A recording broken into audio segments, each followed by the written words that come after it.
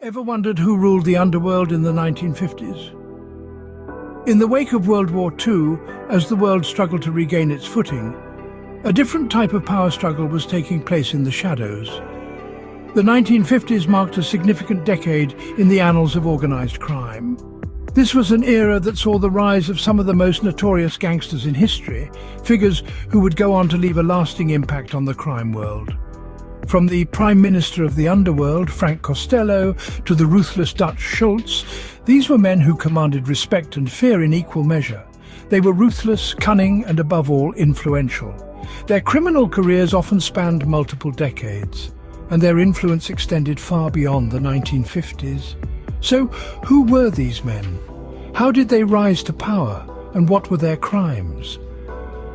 Let's delve into the lives of these intriguing figures, shall we? First, we have Frank Costello, the Prime Minister of the Underworld, a man who grew from humble beginnings to become a prominent figure in the Italian-American mafia. Born in Italy, Costello immigrated to the United States as a child. He quickly learned that power and respect were currencies more valuable than any coin. His tenacity and cunning were his tickets into the world of organized crime, where he soon made a name for himself. Costello's rise to prominence was not marked by the usual brutal violence of his contemporaries. Instead, he used his wit and charm to negotiate, manipulate, and, when necessary, intimidate. He was a master of understanding human nature and used this knowledge to his advantage. His influence stretched across the criminal underworld, turning him into an iconic figure.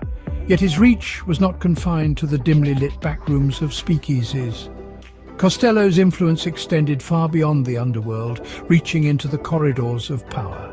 Next, we have Meyer Lansky, a key figure in organized crime. Born in Poland, Lansky immigrated to the United States and quickly found his footing in the underworld. His intelligence, cunning, and ability to keep a low profile made him a force to be reckoned with. Lansky was a mastermind of organized crime, particularly in the realms of gambling and money laundering. He built a gambling empire that spanned from New York to Las Vegas and even reached into Cuba.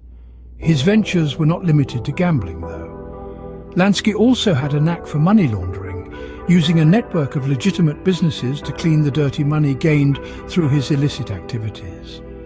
His cunning and financial acumen allowed him to amass substantial wealth and power while remaining largely out of the spotlight.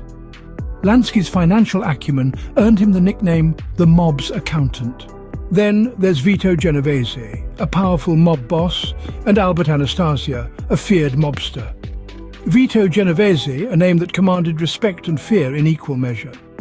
A significant figure in the American mafia during the 1950s, Genovese was a man who knew power and how to wield it. His influence extended across the Atlantic, from the streets of New York to the back alleys of Naples. He was a master strategist, a ruthless operator, and a man who would stop at nothing to maintain his control.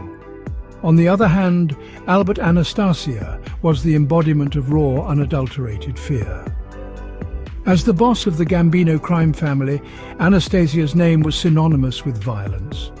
His ruthless reign left a trail of bodies in its wake, earning him the nickname the Mad Hatter. While Genovese was the strategist, Anastasia was his executioner. Their reigns were marked by violence and power struggles. Their stories are a stark reminder of a time when the underworld ruled and the law was merely an obstacle.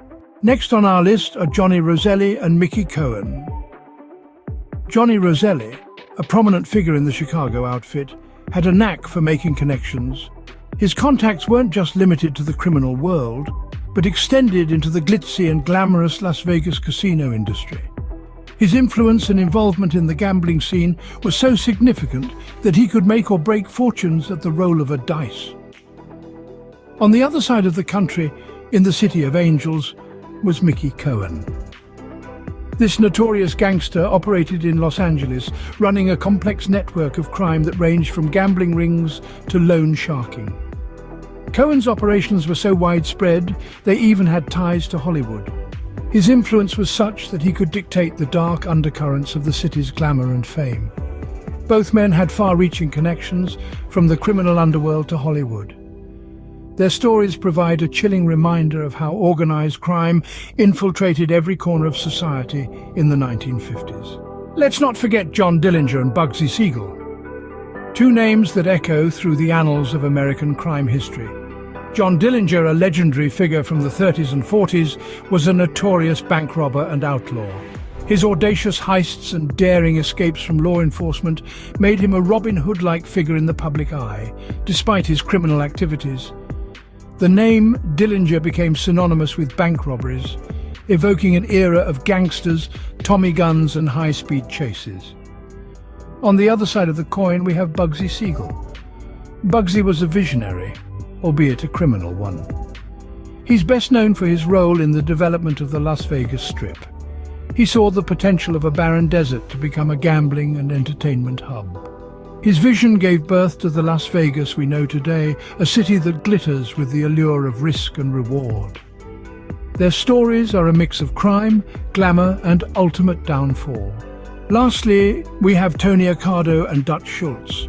Tony Accardo, a high-ranking member of the notorious Chicago outfit, was a formidable figure in the criminal underworld. His sphere of influence extended beyond mere muscle, as he masterminded various illicit activities, making him a force to be reckoned with. His reputation was one of calculated cunning and ruthless efficiency, characteristics that allowed him to thrive in an environment where only the most ruthless survived.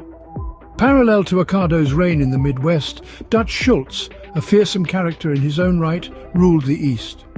Schultz was known for his violent and ruthless approach to crime. His involvement in bootlegging and other criminal enterprises painted a picture of a man who would stop at nothing to maintain his power. His name became synonymous with brutality, instilling fear in the hearts of both his rivals and the public alike. These men left a lasting legacy on the criminal underworld. These are just a few of the notorious gangsters who ruled the underworld in the 1950s. From the shadowy corners of the Italian-American mafia to the neon-lit streets of Las Vegas, these men carved out empires built on illicit activities, fear, and ruthless determination. We've revisited the dark alleys of the past, shedding light on figures like Frank Costello, the Prime Minister of the underworld, who reigned with an iron fist and a silver tongue.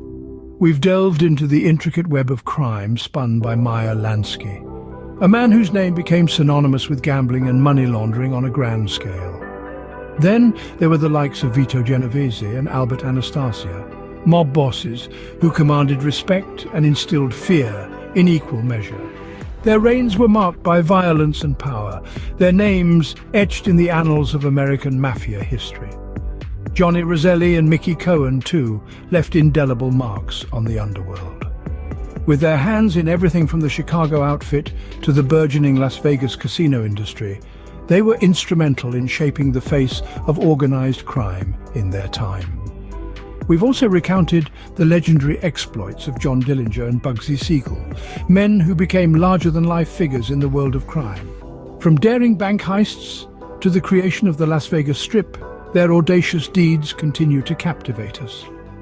And let's not forget Tony Accardo and Dutch Schultz, high-ranking mobsters known for their ruthless efficiency and violent tendencies. Their stories serve as chilling reminders of the lengths some will go to for power and control. These men, their lives steeped in notoriety and intrigue, left lasting impacts that reverberate in the world of crime even beyond the 1950s. Their legacies, complex and often brutal, have shaped the way we perceive the underworld and its infamous inhabitants. Their tales of power, violence and downfall continue to fascinate us even today.